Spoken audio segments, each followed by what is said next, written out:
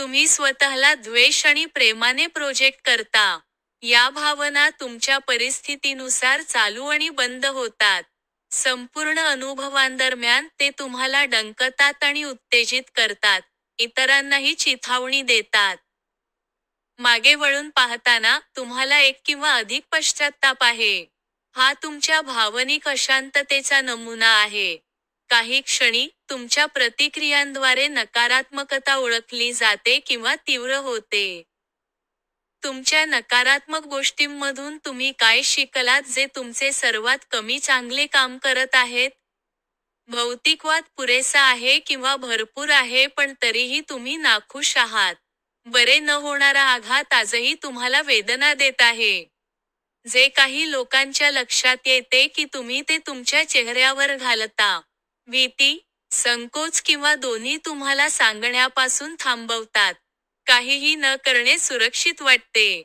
तुमचा भूतकाळ क्रूर किंवा अन्यायी असूनही केवळ तुम्हीच या अंतर्गत लढाईला तोंड देऊ शकता. तू खूप तरुण होतास तेव्हा आयुष्यातल्या गोष्टींची इच्छा होती. नंतर आपल्या लक्षात आले की काहीतरी आपल्या लक्ष देण्यास पात्र नाही. तुमच्या कर्मचक्रांची लांबी कितीही असली तरीही तुमच्या इच्छा उत्तेजित करण्याचे पूर्ण चित्र अद्याप तुमच्याकडे नाही. एक किंवा अधिक घटक बाहेर काढणे आव्हानात्मक आहे कारण तुम्ही बाह्य स्वरूपात जगण्यास प्रवृत्त आहात. आपण आपल्या हेतूबद्दल काळजीपूर्वक चालणे आवश्यक आहे. मानवी कृतीने तुम्हाला मानवी स्पर्शापासून दूर केले आहे. तुमच्या जीवनाला उद्देशाची खोटी भावना देखील आहे. तुमच्या संगोपनामुळे तुमच्या प्रेमाच्या कल्पनेने तुम्हाला तार्किक, व्यावहारिक किंवा व्यावहारिक प्रेम अभिव्यक्ती दिली आहे.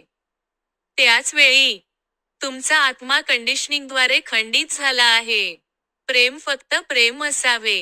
हे शॉपिंग कार्ट नाही. आपल्या निर्णयाने प्रेम का कलंकित करता? तुम्हाला जीवनातील सर्व चांगल्या गोष्टींसाठी सारखेच राहायचे असेल.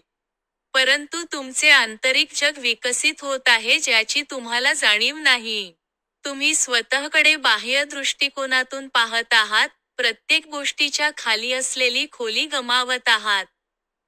जशी तुमची भावना तुमच्या मनाला गुंतागुंतीची बनवते, तशीच तुमची जीवन परिस्थितीही आहे. तुम्ही ध्रुवीयतेमध्ये संघर्ष करता जसे की खोडकर असणे किंवा सद्गुण असणे. तुमची तृप्ती, तुमच्या आत्म्याचा गडद भाग भरून तुमच्या शब्दांपेक्षा मोठ्याने बोलते. तुमच्या आतील जगामध्ये तुमच्या नकारात्मकतेला प्रोत्साहन देऊन बाह्य शक्ती, ट्रेंड, तुमच्यावर नियंत्रण ठेवतात. तू कोण झालास? दर्जेदार आंतरिक मूल्यांशिवाय. तुमची शून्यता मोठी झाली आहे. तुमची सखोल बाजू जाणून घेण्यासाठी शांत राहण्याची आणि साधेपणाने ऐकण्याची हीच वेळ आहे. सशत जगणे तुमच्याशी संलग्न आहे. बदल किंवा काढून टाकल्यावर तुमचा आनंद नाहीसा होतो. ही तुझ्या अस्तित्वाची नाजूकता आहे, तुझ्या वरवरचे जगणे. तुम्हाला तुमचे संपूर्ण आयुष्य कंडिशनिंग शिकवले गेले आहे.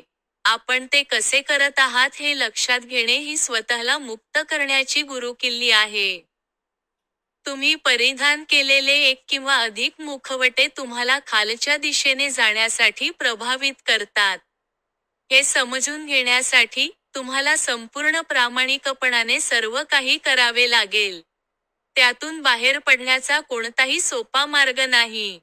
जेव्हा अस्वस्थता, तणाव, चिंता, भीती आणि टाळण्याची चिन्हे तुम्हाला चालना देत असतील, तेव्हा प्रत्येक अडथळा तोडून टाका जो तुमच्याबद्दलचे सत्य लपवत आहे. खऱ्या परिवर्तनाची सुरुवात तुमच्या आतून व्हायला हवी. कथितपणे प्रेमाला कोणतीही सीमा नसते, परंतु तुम्हाला अशी अपेक्षा आवडते जी प्रेमाला अवास्तव बनवते, जसे की एखाद्या कल्पनेचा पाठलाग करणे. प्रेम माणसाला माणूस बनवते हे तुम्ही नाकारू शकत नाही. प्रेमात अंधार असूनही, निरोगी, साधे प्रेम करायला लाज वाटत नाही. प्रेम तुमच्यासारखे गुंतागुंतीचे नसते. काम करण्यासाठी, नाते निर्माण करण्यासाठी तुम्ही हे सर्व द्या.